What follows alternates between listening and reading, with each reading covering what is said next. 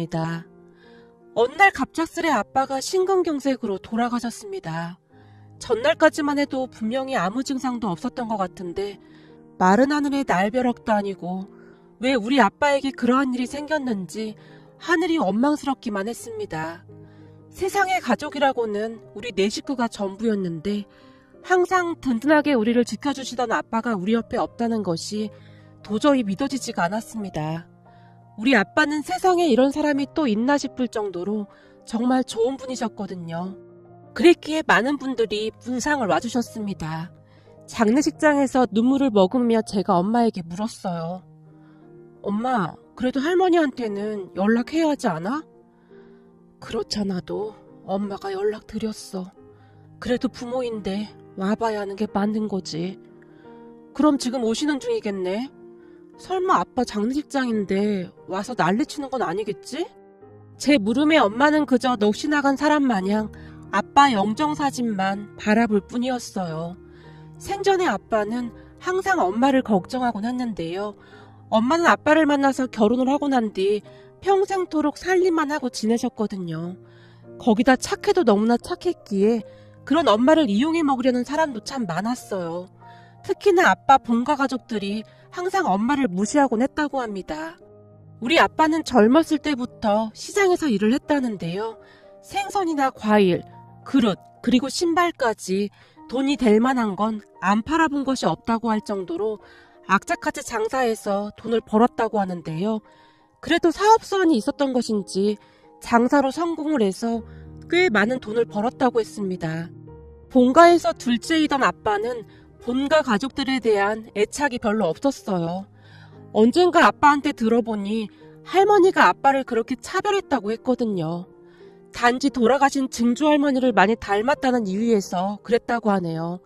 어찌나 구박을 했던지 아빠가 본가 가족들이라고 하면 고개를 절레절레 흔들 정도였으니까요.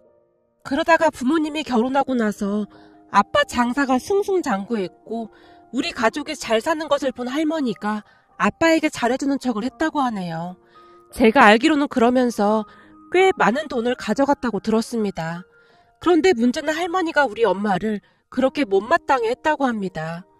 엄마가 부모도 없이 어렵게 자랐다는 게 그 이유였다는데요. 엄마가 편히 사는 걸 꼴보기 싫어했답니다.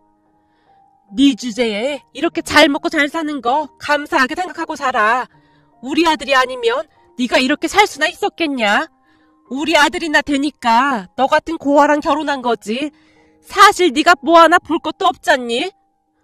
죄송합니다. 정말 죄송합니다. 할머니의 구박에도 엄마는 그저 죄송하다는 말만을 반복할 뿐이었다고 하네요. 차라리 엄마가 모질기라도 했다면 아빠도 가족들과 연까지 끊고 살진 않았을 텐데 그저 착하기만 한 엄마를 지켜야 한다는 생각으로 본가 가족들과 연을 끊었다고 했어요. 그렇게 우리는 본가 가족들과 연을 끊고 살아야만 했습니다. 거기다 아빠가 돈을 많이 벌기 시작하면서 시시때때로 본가 가족들이 돈을 요구하며 힘들게 했다고 하거든요.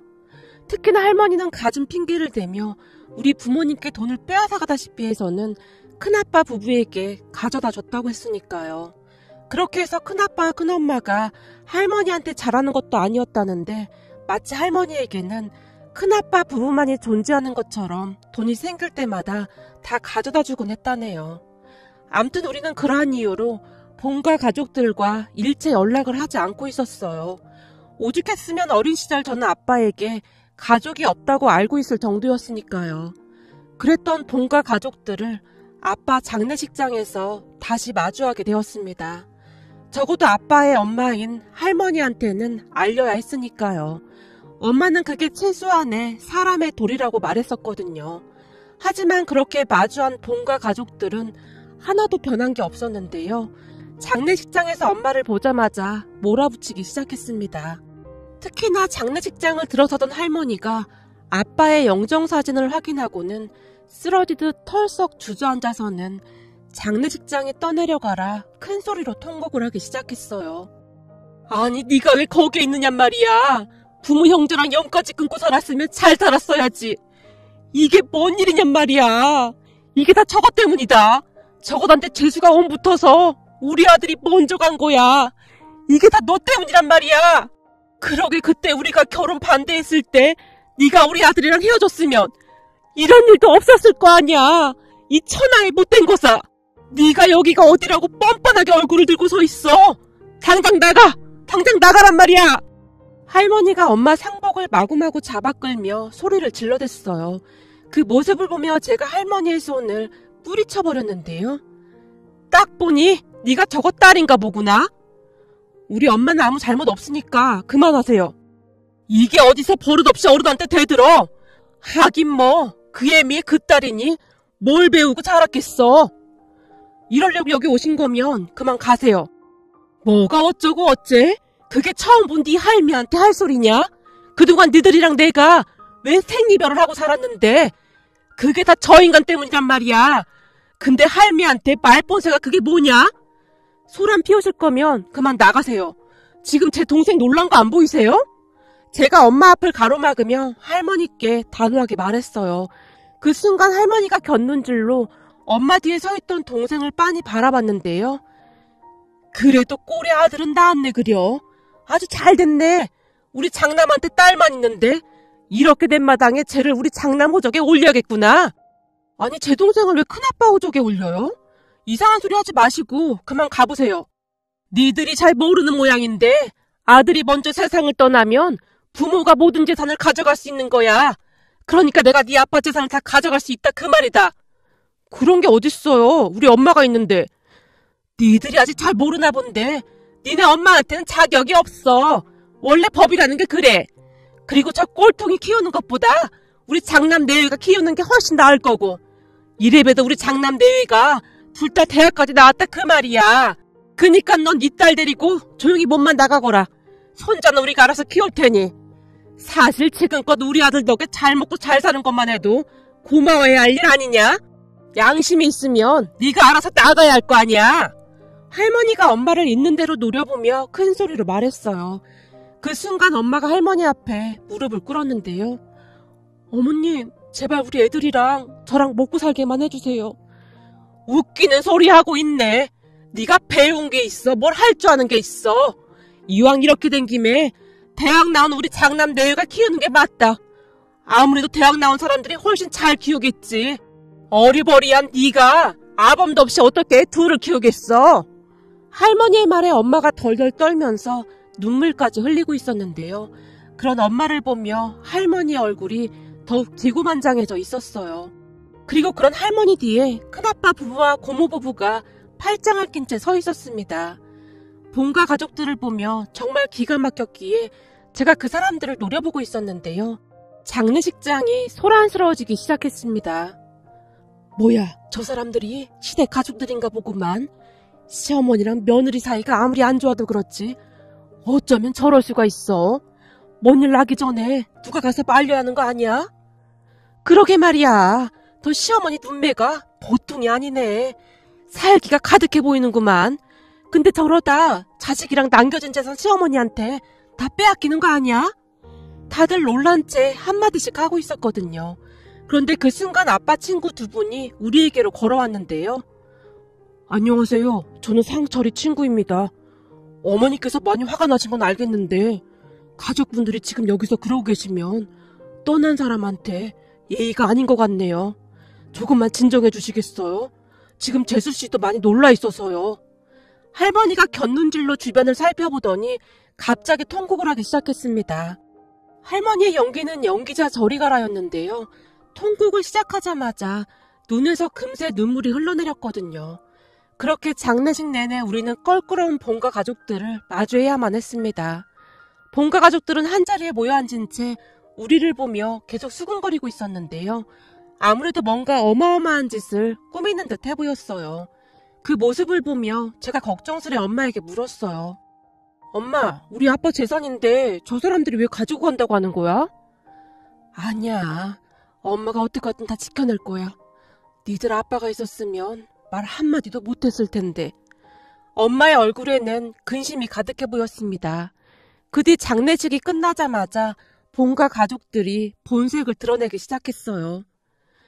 이거 어차피 우리 아들 이름으로 들어온 것이니 내 거나 다름없지 않겠냐? 그러니 내가 가지고 가마. 그리고 그때 내가 말한 거 말이다. 우리 아들이 남기고 간 재산이랑 손자 문제는 빨리 매듭짓게 준비하고 있거라. 라며 부의금 들어온 것을 몽땅 챙겨갔습니다. 그리고 멀어져가는 본가 가족들의 뒷모습을 보며 엄마가 큰 결심을 한 듯 숨을 들이마신 채 그들 뒤에서 외쳤어요. 저기 어머님. 어머님? 내가 왜 네 어머니야? 난 단 한 번도 널 며느리라고 생각해 본 적이 없구만. 죄송합니다. 저기 그게 말이죠. 애들 아빠 친구들한테 물어보니 남편이 세상을 떠나면 아내에게 1순위로 상속된다고 하더라고요. 그래서 말인데. 그래서 뭐? 네가 다 챙겨가겠다 그 말이냐? 웃기는 소리하고 자빠졌네. 그동안 우리 아들 덕에 편히 살았으면 됐지. 이제 와서 동료심이 난다 그 말이냐? 아니 그게 아니라 저도 애들하고 살긴 해야 하니까요. 넌 예전이나 지금이나 참 말귀를 못 알아듣는구나. 내가 며칠 전에 너한테 뭐라고 했냐? 우리 손자는 내가 데려가겠다고 했잖니? 근데 왜 그런 말을 하고 자빠졌어? 어머님, 그렇게는 안 돼요. 절대 못 데려가요. 엄마가 이렇게 살아있는데 제가 키우는 게 맞는 거죠. 꼬박꼬박 말대꾸하는 거 보니 너 그동안 간땡이가 많이 커졌나 보구나. 어림도는 소리 하지 말고 이번 달 안으로 다 정리할 생각해. 할머니가 엄마를 밀쳐버리고는 가버렸습니다. 그날마다 혼이 반쯤 나가있던 엄마의 얼굴이 더욱 새파랗게 질려 있었는데요. 그런 엄마의 얼굴에는 두려움이 가득해 보였습니다. 그 뒤 엄마는 잠도 못 자고 밥도 못 드신 채 시름시름 알아만 갔어요. 아빠 친구들이 찾아와서 엄마에게 무조건 강하게 나가야 한다고 몇 번이나 말을 하기도 했지만 엄마는 이미 겁에 질릴 대로 질려 있었습니다. 그렇게 우리는 불안에 떨며 하루하루를 보내야만 했습니다. 그러던 어느 날 아빠 유품들을 정리하다가 꺼져있던 아빠 휴대폰을 충전한 뒤 전원을 켰어요. 아빠가 돌아가신 뒤 아빠 지인분들에게 연락을 하고 까마득하게 잊고 있었는데 배터리가 없어서 휴대폰이 꺼진 듯 했습니다. 그런데 휴대폰을 켜자마자 조상우 검사라는 번호로 엄청난 양의 부재중 전화와 함께 문자 메시지가 와 있었어요. 그 이름을 보며 제가 홀로 중얼거렸는데요. 조상우 검사? 검사가 왜 우리 아빠한테 전화를 한 거지? 라는 생각으로 문자 메시지를 확인해 봤는데요. 메시지 내용을 확인하던 중 너무나 놀란 나머지 들고 있던 휴대폰을 떨어뜨리고 말았습니다. 문자 메시지에는 아버지, 제가 요즘 바빠서 연락을 못 드렸는데 왜 이렇게 전화를 안 받으세요? 혹시 무슨 일 있으신 거 아니시죠? 아버지, 걱정되니까 전화 좀 주세요. 아버지, 저 진짜 걱정돼서 그러니까 제발 연락 좀 주세요. 라는 메시지가 가득했거든요. 처음에는 잘못 보낸 문자가 아닐까 하는 생각도 해봤는데요. 그렇다고 하기에는 문자 내용이 너무나 간절해 보였습니다. 그 순간 제 머릿속이 복잡해지면서 별의별 생각이 다 들었습니다. 혹시 우리가 모르는 아버지 아들이 있는 건가? 아니야, 우리 아빠는 절대 그럴 분이 아니셔. 우리 가족을 얼마나 사랑하고 아끼셨는데 절대 아니야. 제가 홀로 중얼거리며 고개를 가로잡고 있었는데요. 들고 있던 아빠 휴대폰이 갑자기 울려대기 시작했고 놀란 제가 급히 휴대폰을 받았어요. 여보세요? 아버지? 아버지, 대체 왜 이렇게 전화를 안 받으세요? 제가 얼마나 걱정했는지 아세요? 무슨 일 있으신 거 아닌 거죠? 저기 누구시죠? 혹시 우리 아빠를 아시나요? 혹시 박상철 씨한테 전화한 거 맞나요? 우리 아빠라고 하면 혹시 따님이신가요? 박현지 씨 맞죠? 남자는 이미 제 이름까지 알고 있었어요. 누구시죠? 누구신데 우리 아빠한테 아버지라고 하는 거죠? 저기 그건 나중에 설명드릴 테니 아버지 좀 바꿔주시겠어요? 아버지 전화를 왜 현지 씨가 받는 거죠? 사모님 전화번호를 제가 모르고 있어서 며칠 동안 많이 걱정했습니다. 혹시 아버지한테 무슨 일이라도 생긴 건가요? 진심으로 걱정을 하고 있는 듯 남자의 목소리가 미세하게 떨리고 있었어요. 저기 우리 아빠 돌아가셨어요. 네? 돌아가시다니요? 그게 무슨 말씀이세요? 거짓말이죠? 지금 저한테 거짓말 하시는 거죠? 당장 아버지 바꿔주세요. 많이 놀랐던 모양으로 남자의 목소리가 다시 떨리고 있었어요. 사실입니다. 돌아가셨어요. 이미 장례식도 다 끝났고요. 아니 어떻게 이럴 수가 있습니까? 그럼 제가 아버지 장례식도 못 챙겼다 그 말인 거잖아요. 아버지 죄송합니다. 아버지 죄송합니다. 전화기 너머에서 남자가 숨죽여 흐느끼고 있었습니다. 저기 근데 누구시죠? 왜 우리 아빠한테 아버지라고 부르시는 거예요? 저기 현지씨, 제가 지금 집으로 가겠습니다. 연락이 안 됐을 때 바로 찾아갔어야 했는데 남자는 휴대폰을 든 채 한동안 흐느끼기만 했어요. 잠시 뒤 눈물을 멈춘 남자가 다시 말을 이어갔습니다. 제가 지금 바로 가겠습니다. 현지씨와 사모님께 너무나 죄송합니다. 눈물 가득한 목소리로 말을 하던 남자가 그제서야 전화를 끊었어요. 하지만 저는 정신이 아득하기만 했습니다. 그도 그랬던 것이 그때 당시 제가 대학 1학년이었는데요. 한꺼번에 너무나 많은 일이 일어났으니 정신이 반쯤 나갈 수밖에요. 그렇게 제가 안방으로 가서 엄마에게 물었어요. 엄마, 혹시 말이야, 조상우라는 사람 알아? 조상우? 그게 누군데? 아빠 휴대폰에 조상우 검사라고 되어 있던데 혹시 아는 사람이야? 조상우 검사? 아, 조상우 검사? 엄마의 눈빛은 초점이 없어 보였어요. 며칠 동안 잠을 못 주무셨기에 더욱 그랬던 것 같습니다. 거기다 본가 가족들이 하루가 멀다 하고 쫓아와서는 집안을 쑥대밭으로 만들어 놓곤 했거든요. 그랬으니 엄마가 정신줄을 놓을 수밖에 없었어요. 하지만 엄마는 그 여리디 여린 마음으로 그런 본가 가족들에게서 우리를 지켜내기 위해 많은 노력을 하셨어요. 처음으로 본가 가족들에게 나가라고 소리까지 질렀을 정도였으니까요. 동생과 저는 엄마가 그토록 화를 내는 모습을 처음 봤던 것 같습니다. 물론 대학생이던 저도 엄마 옆에서 본가 가족들과 맞섰지만 막무가내인 본가 가족들 앞에서 하루하루 지쳐갈 수밖에 없었습니다. 그런 와중에도 기억이 나긴 나는 것인지 엄마가 홀로 중얼거렸어요. 알지, 조상우도 네 아빠 아들이야. 그러고 보니 상우한테 연락도 못했구나. 뭐? 아들? 엄마, 그게 무슨 말이야, 아들이라니. 그럼 아빠한테 숨겨둔 자식이라도 있었단 말이야? 숨겨둔 자식은 아니고 그냥 있어. 네 아빠 아들. 엄마가 다시 중얼거리다가는 자리에 누운 채 입을 다물어버렸어요. 그런 엄마에게 뭔가를 물어본다는 것조차 무리라는 생각이 들었기에 홀로 거실에 앉아 아빠 휴대폰만 뚫어지라 바라보고 있었는데요. 잠시 후 초인종이 울렸고 인터폰을 보니 얼마나 울었던 것인지 눈이 퉁퉁 부은 한 남자가 서 있었어요. 저기 혹시 아까 전화하셨던... 네, 제가 조상우입니다. 남자는 검정색 정장을 차려입고 있었는데 그 와중에도 정장이 참 잘 어울리는 사람이네 라는 생각이 들 정도로 말끔하고 단정해 보이는 그런 인상이었습니다. 그런 남자를 보며 제가 조심스레 문을 열었어요. 죄송합니다. 그동안 아버지가 제게 어떻게 해주셨는데 아버지 장례식도 못 챙겼네요. 저는 세상에서 가장 나쁜 놈입니다. 집안에 들어서자마자 남자가 무릎까지 꿇은 채 통곡을 하기 시작했어요. 남자의 울음소리가 어찌나 애달프던지 남자의 어마어마한 슬픔이 제게도 고스란히 느껴질 정도였습니다. 남자의 울음소리에 동생이 방에서 나와 놀란 듯 바라보고 있었는데요. 중학생이던 동생의 눈에 두려움이 가득해 보였어요. 누나, 누구야? 어? 아빠가 알던 분이시래. 넌 방에 들어가 있어. 누나, 괜찮은 거지? 그럼 괜찮아.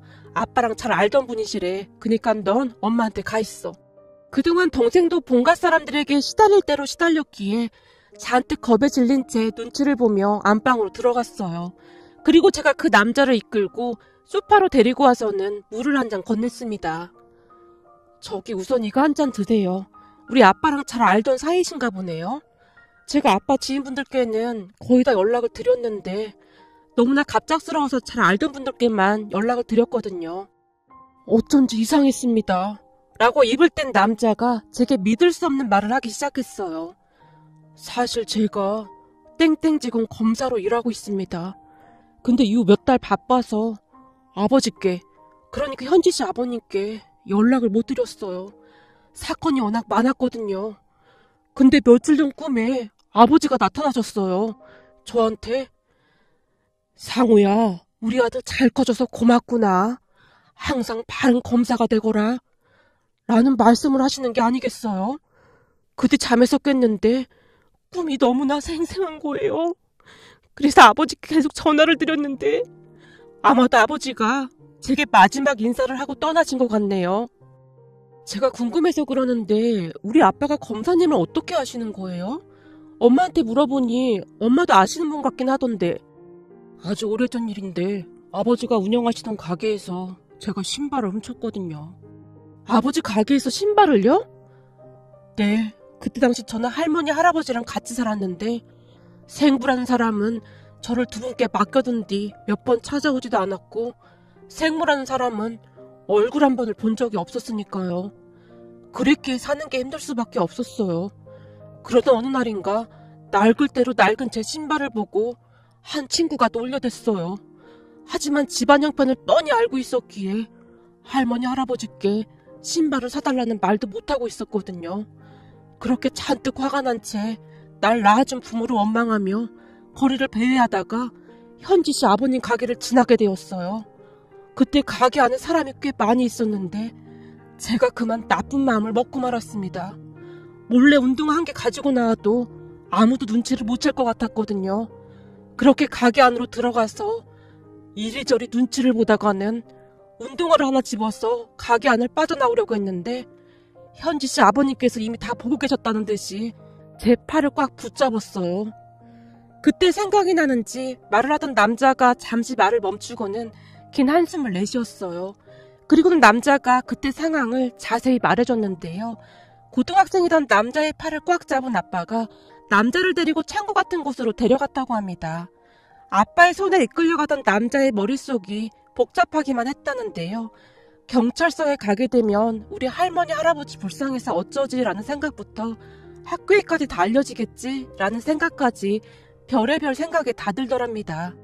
그런데 창고로 데리고 들어갔던 아빠가 한동안 남자의 낡은 신발을 뚫어지라 바라보다가는 너 신발 사이즈가 어떻게 되냐? 라고 묻더랍니다. 몰라요. 이놈아, 그럼 신발 사이즈도 모르고 그냥 막 들고 가려고 했어? 잠깐만 기다려봐. 아빠가 남자의 발을 유심히 바라보다가는 신발 몇 개를 꺼내들었다는데요. 자, 이거 신어봐라. 네? 신어보라면 그냥 신어봐. 아빠가 남자에게 억지로 신발을 신겼다고 합니다. 이게 딱 맞는구나. 잠깐만 기다려봐라.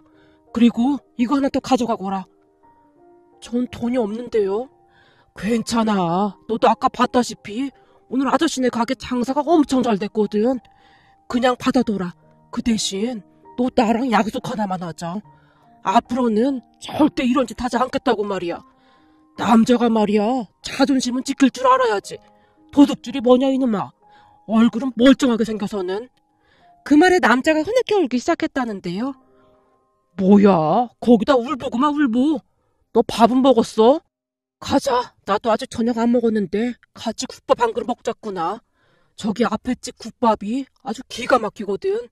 라며 아빠가 남자를 끌고 국밥집에 들어가서 국밥까지 한 그릇 먹여서 보냈다고 하는데요. 남자를 보내기 전 아빠가 한마디를 더 하셨다고 하네요. 너 앞으로 배고프고 그러면 어디서 이상한 짓 하지 말고 이 아저씨 찾아와야 해. 알았냐? 이건 사나이 대 사나이 약속이야. 라며 큰 소리로 웃으셨다고 하네요. 그 뒤에도 남자가 아빠 가게에서 어슬렁거리고 있으면 아빠가 나와서는 가자. 그렇잖아도 너 올 때까지 기다리고 있었다. 라며 남자를 데리고 국밥집으로 향했다고 합니다. 그런데 어느 날은 국밥집을 들어서던 아빠를 보며 국밥집 사장님이 놀라서 물었다는데요. 박 사장, 조금 전에 밥 먹고 갔는데 왜 또 왔어? 오늘은 계속 배가 고프네요. 여기 국밥 2그릇만 맛있게 해주세요. 그렇게 아빠와 남자의 인연이 시작되었다고 합니다. 그 뒤에도 아빠는 남자를 계속해서 챙겼다고 하는데요. 현지씨 아버님께서 제게 공부하라고 잔소리를 그렇게 하셨어요. 그런데 저는 그 잔소리가 그렇게 좋을 수가 없었습니다. 그때까지 누구 하나 저한테 공부하라고 말해주던 사람이 없었으니까요. 저는 지금껏 현지씨 아버님을 제 아버지라고 생각하고 살았습니다. 아버지 역시 저를 아들이라고 생각해 주셨고요. 현지씨는 잘 모르겠지만 아버지께서 제 학비도 많이 도와주셨어요. 그렇게 미친듯이 공부해서 결국 검사까지 됐고 말이죠. 근데 그렇게 해서 검사가 됐는데 아버지 장례식도 못 지킨 불효자가 됐네요. 남자가 다시 흐느끼기 시작했습니다. 그런 남자와 제가 서로를 붙들고 얼마나 눈물을 흘렸는지 모르겠습니다. 아마도 아빠가 이승을 떠나기 전 마지막으로 인사를 하고 싶었던 게 아니었나 싶었거든요. 검사님 말로는 평소 아빠가 우리 가족을 참 많이 걱정했다고 했어요. 현지 씨도 잘 알다시피 사모님께서 워낙 여리고 마음이 약한 분이시잖아요. 그래서 아버지께서 걱정이 많으셨어요.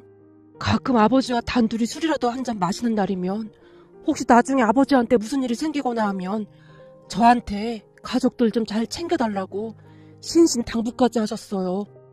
아빠가요? 아빠가 왜 그런 말씀을 하셨을까요?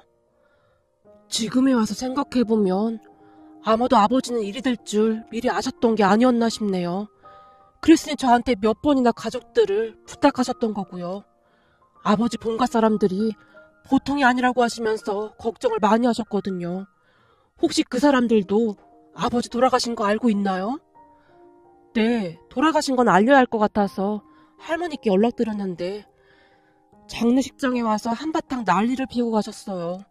그리고 지금도 허구한 날 쫓아와서 집안을 쑥대밭으로 만들고 있고요. 그렇다고 아빠가 돌아가셨는데 할머니한테 연락을 안 드릴 수도 없었고요. 근데 그 모습을 보니 괜히 연락한 게 아닌가 싶은 생각까지 들더라고요. 물론 아버지 재산 얘기도 하셨겠죠? 네, 맞아요. 어떻게 하셨어요? 그것도 아버지께서 이미 다 말씀해 주셨거든요. 분명히 재산 보고 달려들 거다 라고 말입니다. 그 순간 검사님의 눈빛이 매섭게 변해 있었어요. 그리고 그 뒤 많은 것이 변하기 시작했는데요. 검사님이 본가 가족들을 만나서 다 해결해 줬거든요. 그렇게 며칠 뒤 검사님과 저만 본가 사람들을 만나러 나갔습니다. 할머니와 큰아버지 그리고 고모까지 작정을 하고 카페로 들어섰는데요. 제 옆에 앉아있던 검사님을 보던 본가 사람들의 눈동자가 잠깐 흔들리고 있었어요. 댁은 누구요? 잔뜩 경계를 한 채 할머니가 물었어요. 저는 땡땡지검의 조상호 검사입니다. 그러니까 간단하게 설명하자면 여기 박현지 씨 가족들의 후견인 정도로 생각해 주시면 될 것 같습니다. 뭐야, 검사? 그러니까 당신이 뉴스 같은 데서 보던 그런 검사란 말이요? 웃기는 소리 하고 있네. 우리 상철이가 고등학교도 겨우 나왔는데 검사를 알고 지냈다고? 구라를 쳐도 애지간해야지. 감히 누굴 속이려고 들어? 이 사기꾼 놈아. 큰아버지란 사람이 검사에게 삿대질을 하고 있었지만 검사님은 눈 하나 깜빡하지 않은 채 말을 이어갔습니다. 그럼 제 소개는 여기까지 하고 본론으로 들어가겠습니다. 제가 여기 현지 씨한테 듣기로는 고인이 남기신 재산을 본가 가족들이 가져가야 한다고 했다고 하더라고요. 말도 안 되는 서류에 도장을 찍으라고 강요까지 하면서 말이죠. 그럼 당연하지. 박상철이 내 아들인데 엄마인 내가 가져가는 게 당연한 거지. 쟤들 엄마가 다른 남자 만나서 재혼이라도 하게 되면 우리 손주들은 낙동강 오리알 신세가 되는데 그걸 두고만 보고 있으란 말이야? 아니죠. 법적으로 본다면 고인의 아내분이 상속받는 게 맞는 겁니다. 아실만한 분들이 왜 그러는 겁니까? 그러니까 본가 가족들에게는 아무런 권한이 없다 그 말입니다. 뭐가 어쩌고 어째? 네가 뭘 한다고 그딴 소리를 씨부리고 있어. 우리 상철이 재산 내 거니까 그런 줄 알고 있어. 아니죠. 그럼 우리도 법대로 처리하는 수밖에 없겠네요. 제가 잘 아는 변호사가 있는데 그분한테 연락해 놓겠습니다. 검사님이 휴대폰을 꺼내서 전화를 하기 시작했는데요. 그 순간 눈 깜짝할 사이에 할머니가 검사님의 뺨을 올려붙였어요. 놀란 제가 벌떡 일어나 소리쳤습니다. 지금 검사님한테 뭐 하는 겁니까? 검사 같은 소리하고 자빠졌네. 웃기는 소리 하지 말고 당장 니네 엄마 나오라고 해. 현지씨 잠깐만요. 지금 그쪽 분들 저한테 큰 실수하신 겁니다. 방금 하신 행동 분명히 책임지셔야 할 겁니다. 어디 검사인지 판사인지 이 사기꾼 같은 인간아. 네 멋대로 해봐. 이번에는 큰아빠란 사람이 검사님의 멱살을 잡고는 검사님을 내동댕이 쳐버렸어요. 그런데 검사님은 아무런 대응도 하지 않았는데요. 나중에야 그 이유를 알게 되었답니다. 검사님이 카페 CCTV를 증거로 제게 경찰에 신고하라고 시켰거든요. 결국 본가 사람들은 모두 경찰서로 가게 되었고 검사님이 진짜 검사인 것을 뒤늦게 알고는 손이 발휘되도록 빌어대며 합의를 해달라고 했어요.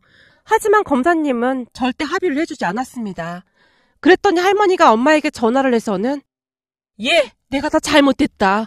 부디 그 검사님한테 합의 좀 해달라고 해다오. 내가 이렇게 부탁하마 라며 빌어댔다고 하네요. 그런 할머니의 말에 엄마가 안절부절 못한 채 어쩔 줄을 몰라 했는데요. 저런 사람들은 절대 변하지 않습니다. 지금 합의해주면 앞으로 또 찾아와서 힘들게 할 겁니다. 전 절대 합의해줄 생각이 없습니다. 이 깁스가 어찌나 고마운지 모르겠네요. 깁스한 팔을 보며 검사님의 미소를 짓고 있었어요. 사실 그날 큰아빠한테 내동댕이 쳐지는 바람에 검사님이 바닥을 잘못 짚어서 팔에 금까지 갔었거든요. 그 뒤 본가 사람들이 난리가 난 건 말할 것도 없었고요. 결국 얼마 뒤 큰아빠는 재판에서 징역 6개월에 집행유예 2년을 선고받았다고 하는데요. 참 씁쓸하기만 하더라고요. 그 뒤 본가 사람들은 우리 가족들에게 일체 전화도 하지 않았고 오히려 검사님과 다시 마주칠까봐 노심초사하고 있다는 소리만 들었습니다. 그렇게 저는 대학을 졸업하고 취업까지 하게 되었는데요. 그 뒤에도 검사님은 우리 가족들을 항상 챙겨줬어요. 자주 만나서 식사도 하고 즐거운 시간을 보냈으니까요. 그리고 여러분들 놀라지 마세요. 저는 검사님과 결혼까지 했답니다. 아무래도 자주 붙어 다니다 보니 서로 정이 들 대로 들었었거든요. 처음에는 나이 차이가 많이 난다며 남편이 많이 미안해했는데요. 이미 둘 다 너무나 사랑했었기에 그런 것은 큰 문제가 되지 않았습니다. 지금 가만히 돌이켜보면 어쩌면 그때 남편 꿈에 아빠가 나타났던 것이 그저 우연만은 아니지 않았을까 하는 생각마저 해봅니다. 아니죠. 어쩌면 남편이 아빠 가게에서 신발을 들고 나가던 그때 아빠는 이미 남편이 아빠의 사이가 되리라는 것을 알고 있었던 것은 아니었을까요? 지금 우리 가족은 그 누구보다도 행복하게 잘 살고 있습니다.